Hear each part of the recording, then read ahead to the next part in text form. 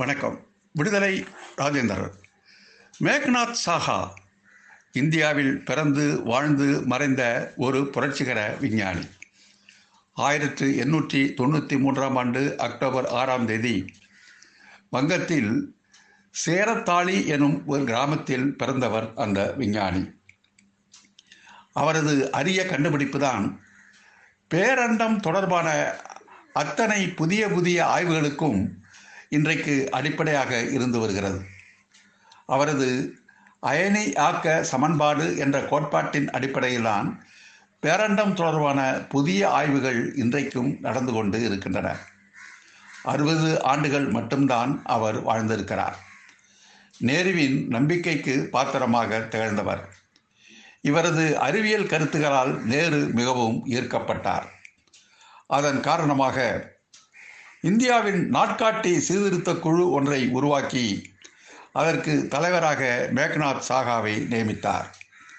குழுவின் அறிக்கையை 1955 நேரு அரசிடம் அவர் சமர்ப்பித்தார்.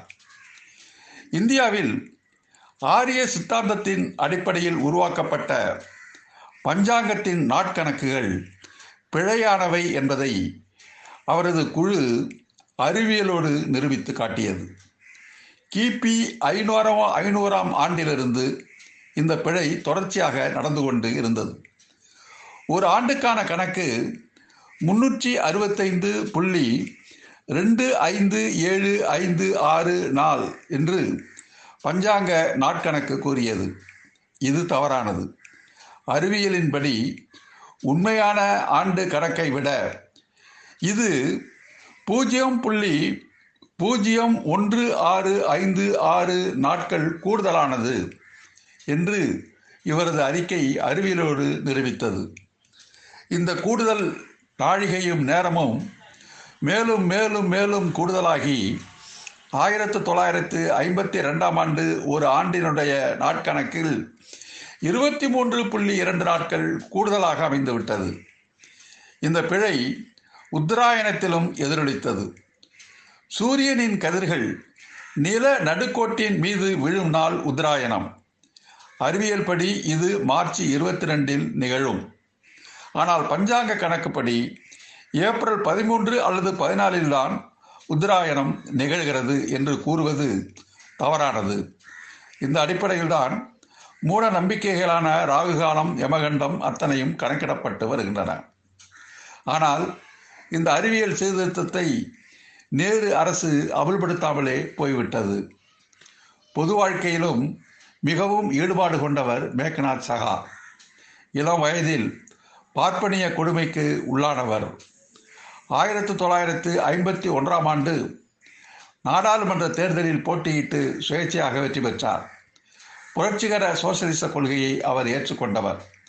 வேத மரபு மறுப்பாளர், பகுத்தறிவாளர். இவ்வளவு திறமை உள்ள ஒரு அறிவியல் விஞ்ஞானி வரலாற்றில் இருட்டடிக்கப்பட்டதற்கு காரணம் சாகா என்ற தீண்டப்படாத சமூகத்தில் அவர் பிறந்தார் என்பதுதான். பெற்றோர்கள் இவருக்கு மேகநாதன் என்ற கடவுள் பெயரை சூட்டினாலும் கூட அதை அவர் மறுத்துவிட்டு ராமனை தீரத்துடன் எதிர்த்து போரிட்ட இந்திரஜித் என்னும் மேகநாதன் பெயரை மேக்நாத் என்று தனக்காக அவர் சூட்டி கொண்டார். இவரது வரலாற்றை தோழர் தேவிகாபுரம் சிவா அவர்கள் ஒரு புரட்சிகர விஞ்ஞானியின் கதை என்று எழுதி தமிழ் கூறும் நல்லுலகத்திற்கு படைத்துள்ளார். அந்த ஒரே தமிழ் நூல் வரலாறு தான் இன்றைக்கு மேக்நாத் சாகாவின் வரலாறை நமக்கு கூறிக்கொண்டு இருக்கிறது. இந்த நேரத்தில் அதையும் நாம் நன்றியுடன் நினைவு கூற வேண்டும்.